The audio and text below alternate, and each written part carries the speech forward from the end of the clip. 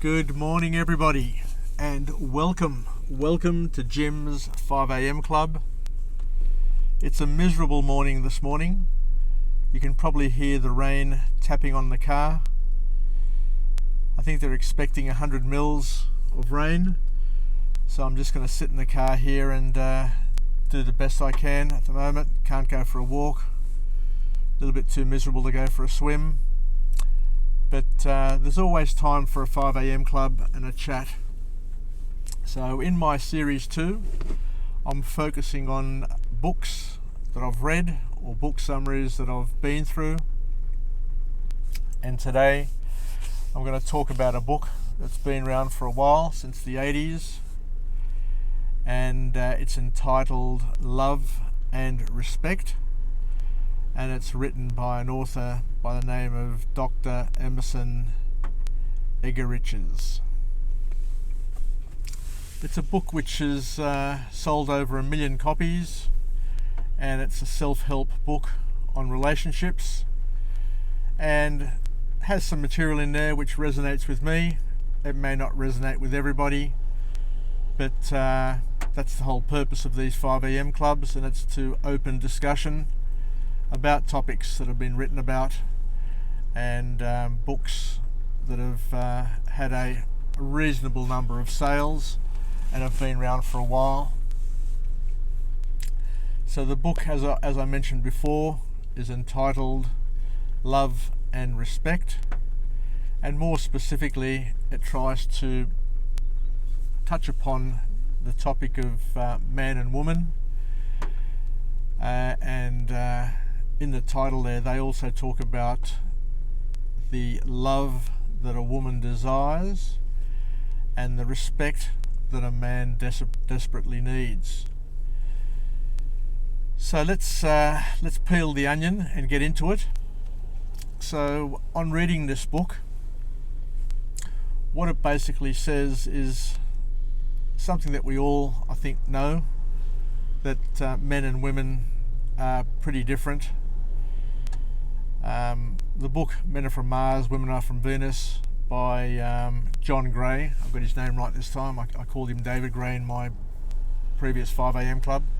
But John Gray seemed to indicate that men are from Mars and women are from Venus. We're completely different planets and different ways of seeing the world and dealing with issues. So in this book, Love and Respect, the key theme and the thing that I want to focus on today is that men and women look at life through a different prism. And understanding that prism is critical to giving and receiving love. So basically what he says, and it is controversial, some people don't agree with it, and I've read a few negative comments to it, but once again, we'll talk about it. He said that women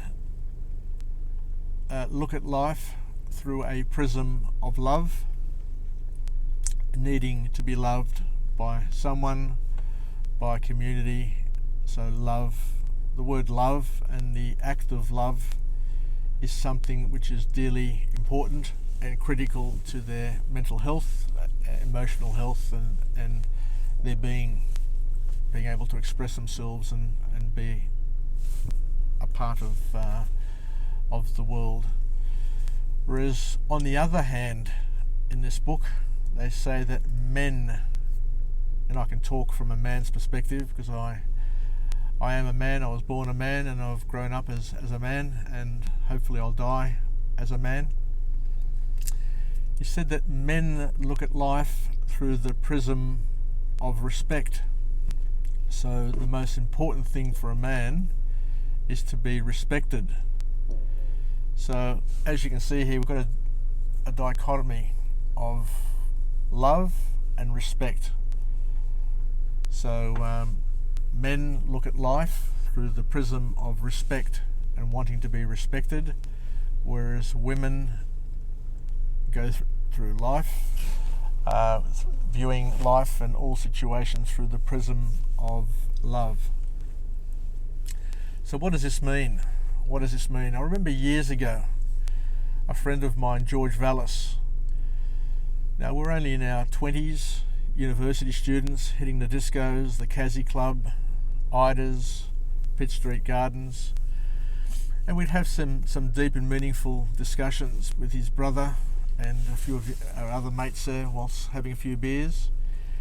And he said, no, it's not important for me to be loved. I don't care if people love or like me in life, but God damn you, I want them to respect me. I want them to respect me, and that's the way he was brought up. And I've been brought up in a similar sort of way as well. I want people to respect me. I don't care if they like me or love me, but respect for me is important.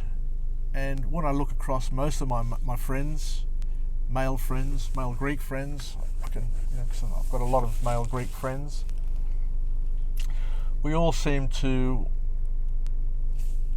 lust for being respected and being honoured and being looked up to, so to speak. And I think that's the way we're brought up. So what this book suggests is that a woman needs to respect a man, and a man needs to love a woman in order for a relationship to blossom. So, and by not doing that, you're going to have issues. What they're saying is that, or what they say in the book, is that a man, if not respected, can't love somebody else. So if they feel disrespected, then they can't love. They can't express their love. And on the other hand, they said in the book that if a woman is not loved or doesn't feel loved, then she won't respect her partner. So can you see what's happening here? It's a catch-22. So if somebody is not loving somebody, then they're not going to get respected, and if they don't feel respected, they won't love. So all of a sudden you've got this cycle which kicks off and just is a downward spiral if not addressed. So the sort of thing that I think would work, but once again it's just an idea, is that if men on occasion, maybe even daily, say to their partners or their wife, what I love most about you is blah blah blah. And that way, you use the word love, and you also give an example of what you love the person for. One thing is to show love, and it's great to show love, but one thing is also to verbalize love. And my understanding, or what I'm starting to learn after 35 years of marriage and being surrounded by many beautiful women, my wife, my daughters, my sister-in-laws, my mother, grandmother, aunties and friends, is that women like to verbalize things. They like to hear things, they like to talk about things, they like to articulate things. So if men pick up on this and are able to articulate what I love most about you is blah, then that will open the lock to love. And women, on the other hand, we men don't want to hear the word love. I don't want people to say that they love me. I don't want people to say what I love most about you is blah. Men want to hear what I respect most about you is blah. So women, maybe you want to incorporate into your daily routine the words, what I respect most about you is blah. And I guess the trick is that you don't have to believe in what you're saying. I think the trick, from what I can hear from this book, is that you need to say it to unlock the other person's love or respect, to be able then to get into a position where your relationship will build a foundation and then be able to grow from there.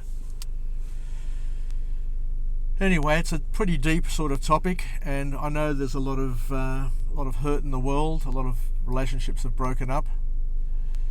So, and I'm pro family. I'm pro relationship. I'm pro keeping people together, because every relationship, every family, every couple goes through ups and downs, and that's just a normal part of growing up. It's a normal part of being married. But it's probably a good idea to start incorporating into our relationships some techniques that may short circuit any issues that we have. So maybe the word respect, if women use that in their vocabulary or in their daily sort of habitual talk to their men, and men if you use the word love in your daily habitual talk to the women in your life. Anyway, enough for me on this wet, miserable day. Believe it or not, it stopped raining. So let's finish off with a positive affirmation. I'm alive, I'm well, and I feel great. To all my friends and family out there, stay connected. It's important to stay connected with people. Stay relevant, and by all means, stay in love and stay respected. And don't forget to try and use these terms, or just to consider it at least think about it. I'm not telling you to do it. This book doesn't tell you to do it, but it's saying that depending on your relationship, depending on your propensity to do things, if you want to improve aspects of your relationship, then consider using them. Try it. If it works, okay. If it doesn't work, it doesn't matter. At least you've given it a go. You've given it a crack. Anyway, take care, and until tomorrow, 5 a.m, tatapume, and have a great day. All the best from Jim's 5 a.m. Club. Bye for now. Yasas. Bye.